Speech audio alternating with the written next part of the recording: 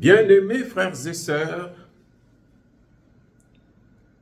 je ne comprends pas la CEDEAO. Peut-être que vous pouvez me donner des explications. La CEDEAO se dit qu'elle va intervenir au Niger pour sauver la démocratie, pour ramener un président démocratiquement élu au pouvoir. La CEDEAO décide de soutenir la démocratie au Niger en violant le principe de la souveraineté des États. Mais, regardez ce qui se passe. La CEDEAO, tous les chefs d'État de la CEDEAO vont en guerre. À commencer par Alassane Ouattara,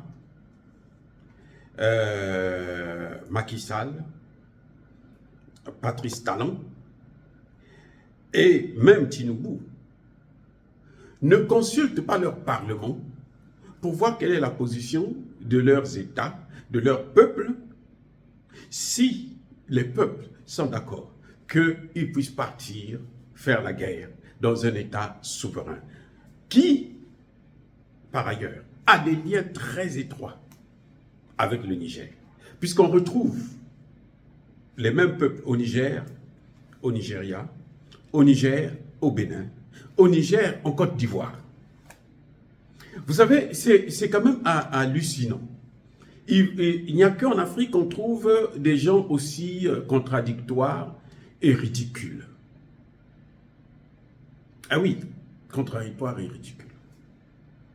Alassane Ouattara, qui est le va-t-en-guerre en chef, lui, il ne dit même pas qu'il n'a pas consulté son Parlement.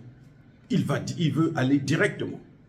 Au moment où nous parlons, il a recruté déjà les militaires qui vont aller se casser la gueule au Niger. Mais est-ce que vous pensez que c'est ça la démocratie? La démocratie, c'est consulter le peuple d'abord. Surtout pour une affaire qui ne les regarde pas. Parce qu'en fin de compte, il faut d'abord reconnaître que l'affaire du Niger, c'est une affaire interne. Ça ne concerne pas Alassane Ouattara, ça ne concerne pas Macky Sall, ça ne concerne pas Bola Tinubu, ça ne concerne même pas Patrice Talon. C'est une affaire des Nigériens. Donc c'est une affaire interne d'un État qui est souverain. C'est comme si en Côte d'Ivoire, Alassane Ouattara, qui a plus de 300 opposants en prison, et on a suivi le président Laurent Gbagbo dire qu'il n'était pas d'accord qu'il puisse avoir une intervention militaire au Niger, surtout que l'intervention militaire au Niger, c'est une intervention qui ne peut pas qui va embraser la sous-région.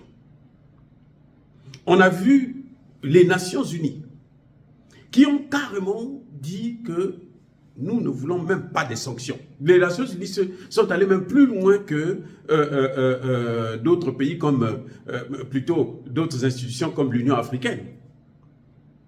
Les Nations Unies disent que les sanctions là sont cruelles, c'est inhumain. Et toutes ces sanctions-là, aucune n'est prévue par les textes de la CEDEAO. Donc, comment un président qui se dit être un président élu démocratiquement peut-il engager son pays dans une guerre sans pourtant, qui ne le concerne pas d'ailleurs, sans pourtant qu'il puisse consulter son propre peuple pour demander l'avis de ce peuple, pour demander à ce peuple qu'est-ce que ce peuple pense de, comment dirais-je, d'une telle situation. Il y a un problème. Oui, bien aimés frères et sœurs, vous prétendez défendre la démocratie, mais vous n'êtes même pas des démocrates parce que vous n'acceptez même pas le débat. Vous ne respectez même pas les règles. C'est ce que Laurent Gbagbo a appelé les coups d'État institutionnels. Et ça se comprend que Alassane Ouattara, son troisième mandat, n'était pas prévu par la Constitution. Il a modifié la Constitution et il a tué beaucoup d'Ivoiriens pour obtenir ce troisième mandat non constitutionnel. Et on dit, lui, il veut aller soutenir la démocratie. Ces gens-là, c'est-à-dire que vous voyez à quel point nos chefs d'État ne sont que des chefs d'État. Ils sont ridicules. Plus ridicules que les chefs d'État africains, moi je n'en trouve pas. Patrice Talon, c'est pareil. Il n'a pas fait asseoir, il n'y a pas eu un débat au Parlement. Moi, je me disais que, bon, ils vont consulter. Comment dirais-je, Tinubu a écrit au Sénat. Mais il se fiche de la position du Sénat. Les populations du Nigeria ont dit, nous, on ne veut pas de ça. Le nord du Nigeria est prêt à faire même sécession. Il y en a qui veulent même faire un coup d'État au Nigeria. Mais il insiste, nous, on va aller faire la guerre là pour enlever ce chef d'État. Parce que la France a dit, parce que les intérêts français sont menacés. Mais les intérêts français, il faudrait qu'ils le sachent. Il n'y a plus rien à faire.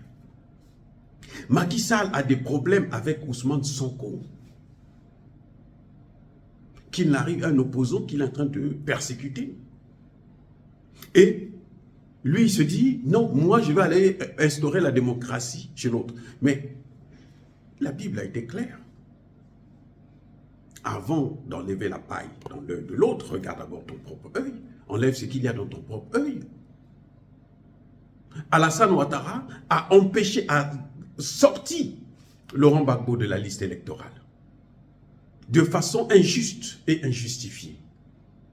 Mais il se dit quand même, moi je suis démocrate, je vais aller sauver la démocratie. Donc nous voyons là, nous avons affaire à des démocrates, des gens qui se disent être des démocrates, qui au fond sont des vrais, des pires dictateurs que l'Afrique n'ait jamais connus.